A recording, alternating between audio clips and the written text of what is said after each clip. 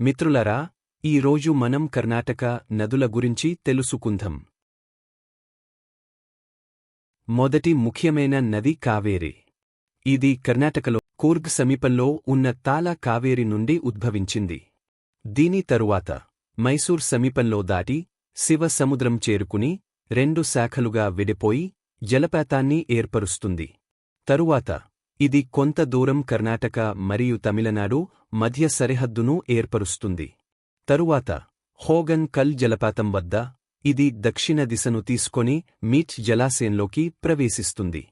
ఇక్కడికి సమీపంలో భవాని నది దానితో కలుస్తుంది మరియు తరువాత తమిళనాడులోకి ప్రవహిస్తుంది మరియు బంగాళాఖాతంలో పడిపోతుంది. తదుపరి నది కృష్ణ. ఇది మహారాష్ట్రలోని మహాబలేశ్వర్లో ఉద్భవించింది. మహారాష్ట్ర తర్వాత ఇది కర్ణాటకకు వచ్చి హరి చకేరి నుండి ఉద్భవించింది.